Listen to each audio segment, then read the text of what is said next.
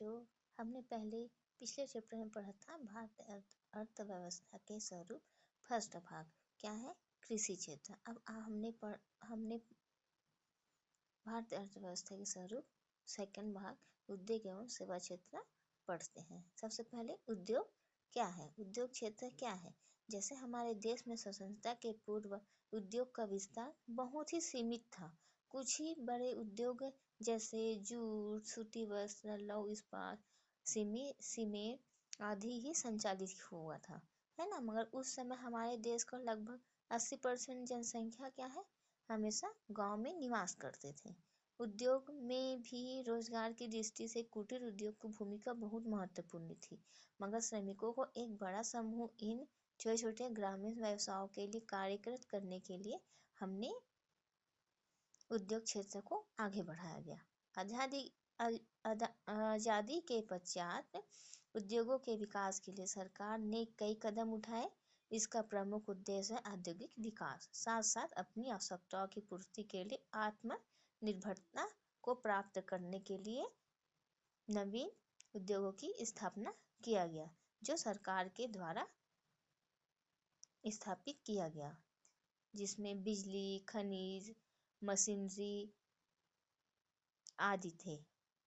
अब जैसे कि देखो, स्टील का उपयोग कहाँ कहाँ किया गया? स्टील का उपयोग कहाँ कहाँ किया गया? जैसे कि उद्योगों में, परिवहनों में, रक्षा क्षेत्र, घरेलू उपयोग के क्षेत्र में बड़े पैमाने पर किया गया। जैसे टूल्स मशीन, रेल, बस, हवाई जहाज, सैनिक सामग्री, भवन, बर्तन, घरेलू उत्पाद, उपकरण आदि। ये सब चीज क्या है? स्टील के उपयोग में किया गया, है ना। अब क्या है? सबसे पहले टॉपिक आधारभूत उद्योग। आधारभूत उद्योग की जरूरत हमें क्यों पड़ती है?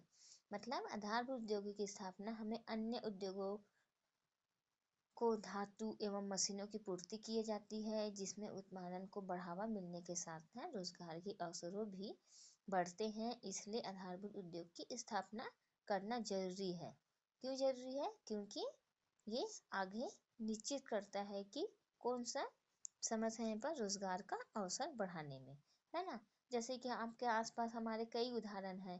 जैसे कोई भी गांव है, उसको आगे बढ़ाने के लिए हम कोई उद्योग करेंगे तब तो इंसान आगे बढ़ेगा, है ना। गांव विकसित होगा, कार्यकर्ता अधिक उत्सुक होकर कार्य करेंगे। ये सब के लिए ध्यान में रखते हुए एक उद्योग तैयार किया गया, है ना।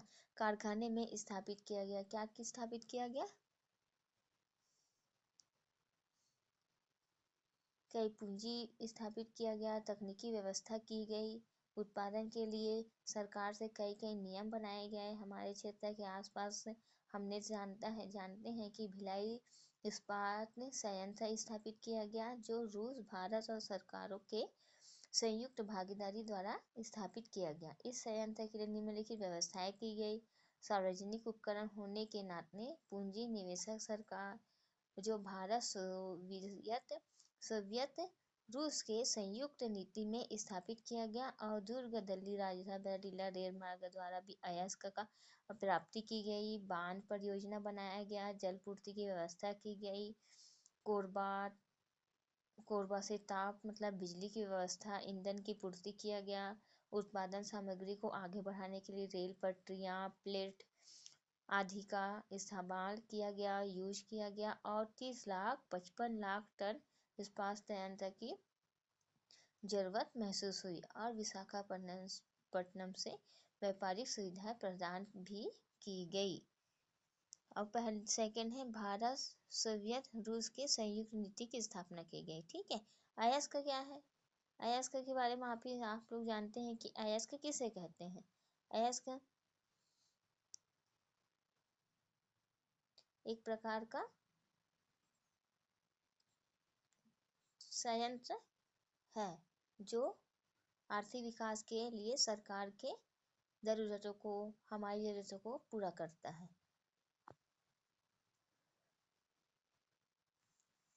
आगे बढ़ते हैं।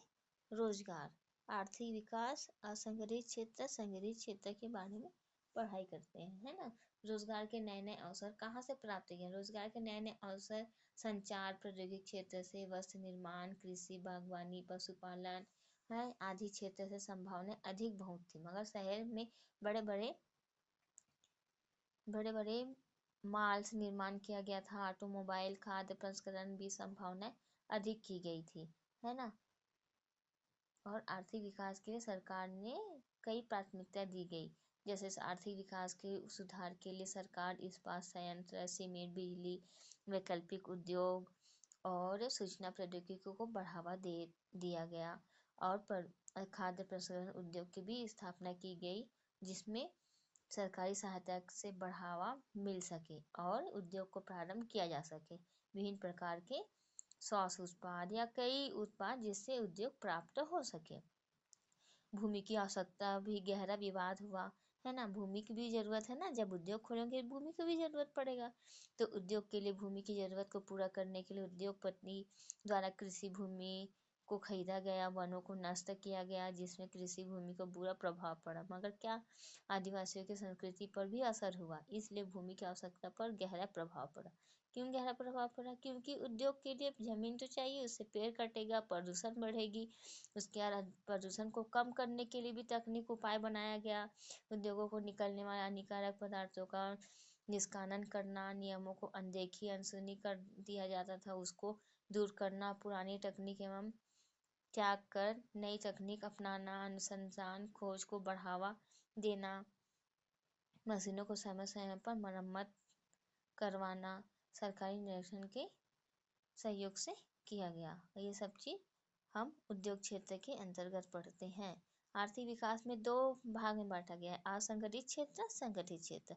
असंगठित क्षेत्र किसे कहते हैं? जिसमें कार्य की अवधि निश्चित की जाती है, क्या कार्य करना है, कि इसमें पारिश्रमिक लिखित रूप विशेष रूप से हुआ हो, जहाँ मानसिक भुगतान की व्यवस्था की गई हो, अवकाश का प्रावधान हो, बिना पूर्व सूचना के काम से ना निकला जाए, इसके लिए अनुबंध नियोक्ता द्वारा होना चाहिए। अतिरिक्त कार्य का पृथक भुगतान हो। असंगठित सेवा क्षेत्र में ठेकेदारी प्रथा पर भी अंकुश लगाया जाए। ये क्या है? सब असंगठित क्षेत्र के अंतर्गत आता है। जो मजदूरों के लिए सुरक्षा का क्या क्या उपाय हो सकते हैं, ये हमने बताया। संगठित क्षेत्र से आप क्या समझते हैं? संगठित क्षेत्र क्या है?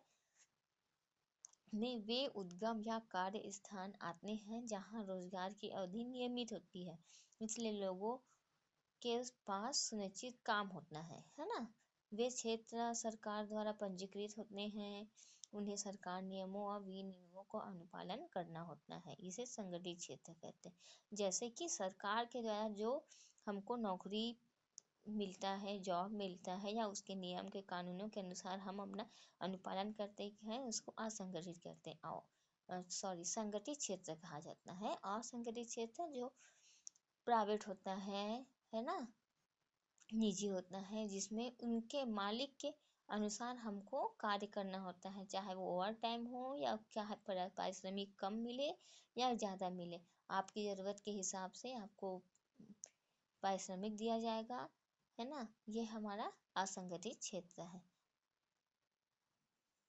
असंगठित क्षेत्र है। और हमने आसपास के विनिर्माणों की भी सूची बनाई है। विनिर्माण, जैसे कि विनिर्माण क्या होता है? आसपास के विनिर्माण उद्योग में लोहे के सरिया बनाने के लिए काम अधिक किया जाता है। इसके बाद सीमेंट व रेलवे में स्लीपर बनाए जा रहे हैं। लोगों को क्या क्या प्रभाव पड़ रहा है, हमारे पर्यावरण को मतलब क्या क्या हो भी रहा है ना। प्रदूषण हो रहा है तो बीमारियां आगे बढ़ रही है, सब चीज हो रहा है ना। तो चर्म रोग सबसे बड़ा शिकार बन गया है। दमा, अस्थमा, ये क्या है? प्रदूषित पर्यावरण की वजह से हो रहा है। अब आगे टॉपिक पढ़ते हैं सेवा क्षेत्र, अगला वीडियो में। ओके बच्चों।